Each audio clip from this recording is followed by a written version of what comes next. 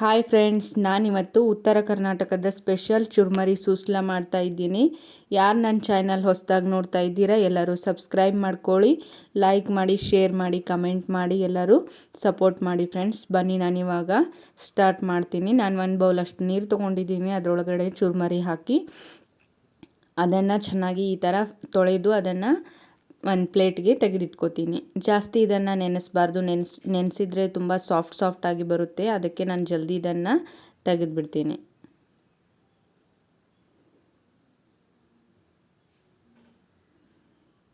ಈ ಥರ ನೋಡಿ, ನಾನು ಒಂದು ಪ್ಲೇಟ್ಗೆ ಇದನ್ನ ತೆಗಿತಾ ಇದ್ದೀನಿ. ಈ ಥರ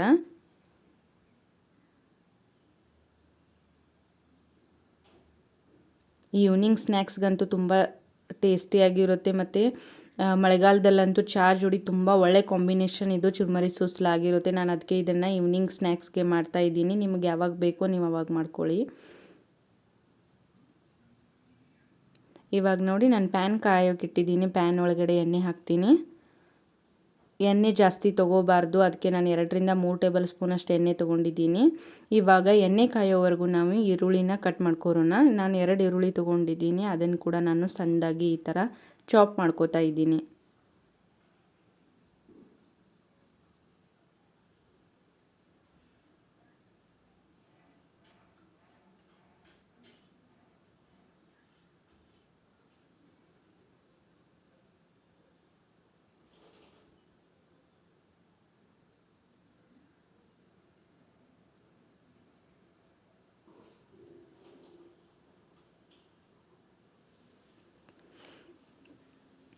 ಹಸಿ ಮೆಣಸಿನ್ಕಾಯಿ ತೊಗೊಂಡಿದ್ದೀನಿ, 3 ತೊಗೊಂಡಿದ್ದೀನಿ. ಜಾಸ್ತಿ ಸ್ಪೈಸಿ ಬೇಕಂದರೆ ಜಾಸ್ತಿನೂ ತೊಗೋಬೋದು. ಅದನ್ನು ನಾನು ಈ ಥರ ಸಣ್ಣದಾಗಿ ಚಾಪ್ ಮಾಡ್ಕೊಂಡಿದ್ದೀನಿ. ನಂತರ ನೋಡಿ, ನಾನು ಟೊಮೆಟೊ ಕೂಡ ತೊಗೊಂಡಿದ್ದೀನಿ. ಅದನ್ನು ಕೂಡ ಸಣ್ಣದಾಗಿ ಈ ಥರ ಚಾಪ್ ಮಾಡ್ಕೋತಾ ಇದ್ದೀನಿ.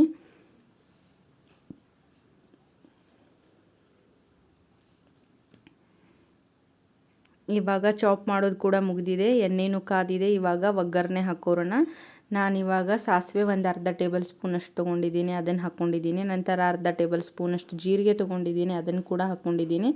ನಂತರ ಕರಿಬೇವಿನ ಸೊಪ್ಪನ್ನ ತೊಗೊಂಡಿದ್ದೀನಿ, ಅದು ಕೂಡ ಹಾಕಿ ಚೆನ್ನಾಗಿ ಫ್ರೈ ಮಾಡ್ಕೋತೀನಿ.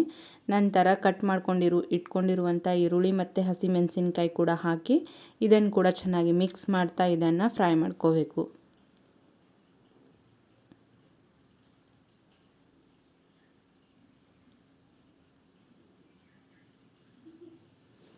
ಇವಾಗ ನೋಡಿ, ಒಂದು ಸ್ವಲ್ಪ 50% ಅಷ್ಟು ಫ್ರೈ ಆಗಿದೆ. ಅದಕ್ಕೆ ನಾನು ಇವಾಗ ರುಚಿಗೆ ತಕ್ಕಷ್ಟು ಉಪ್ಪನ್ನ ಹಾಕೋತೀನಿ.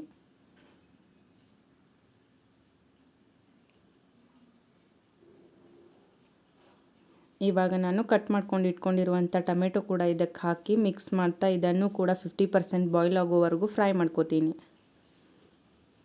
ಇವಾಗ ನೋಡಿ, ಚೆನ್ನಾಗಿ ಫ್ರೈ ಆಗಿದೆ. ನಾನು ಇದಕ್ಕೆ ಅರ್ಧ ಟೇಬಲ್ ಸ್ಪೂನಷ್ಟು ಅರಿಶಿಣ ಪುಡಿ ಕೂಡ ಹಾಕೋತೀನಿ. ಇವಾಗ ಇದನ್ನು ಚೆನ್ನಾಗಿ ಮಿಕ್ಸ್ ಮಾಡ್ತಾ ಇದನ್ನು ಫ್ರೈ ಮಾಡ್ಕೋಬೇಕು.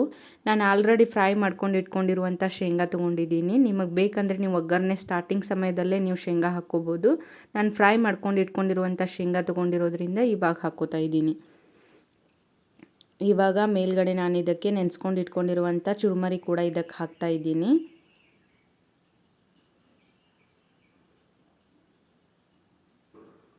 ಇವಾಗ ಈ ಥರ ಮೇಲ್ಗಡೆ ನಾನು ಪುಟಾಣಿ ಪೌಡರ್ ಮಾಡಿ ಇಟ್ಕೊಂಡಿರುವಂಥ ಅದನ್ನು ಕೂಡ ಹಾಕ್ತಾ ಇದ್ದೀನಿ. ಪುಟಾಣಿ ಪೌಡರ್ ನಾನು ಆಲ್ರೆಡಿ ಮಾಡ್ಕೊಂಡು ಇಟ್ಕೊಂಡಿರ್ತೀನಿ, ಅದನ್ನು ಇವಾಗ ನಾನು ಹಾಕ್ತಾ ಇದ್ದೀನಿ.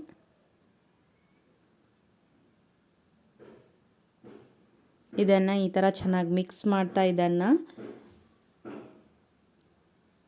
ಈ ಥರ ಮಿಕ್ಸ್ ಮಾಡ್ಕೋಬೇಕು.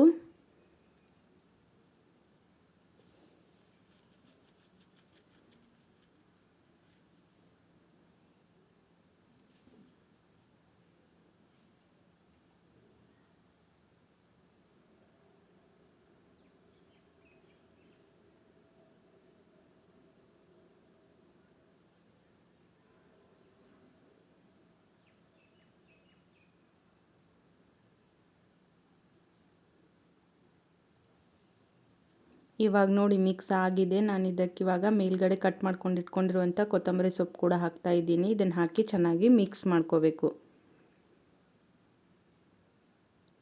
ಇವಾಗ ಮಿಕ್ಸ್ ಆಗಿದೆ. ನಾನು ಇದನ್ನು ಸರ್ವಿಂಗ್ ಬೌಲ್ಗೆ ಸರ್ವ್ ಮಾಡ್ಕೋತೀನಿ.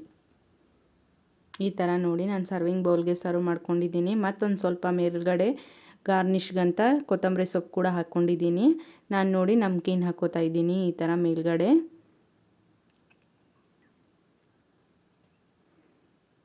ನಂತರ ಒಂದು ಅರ್ಧ ಲೆಮನ್ ತೊಗೊಂಡಿದ್ದೀನಿ.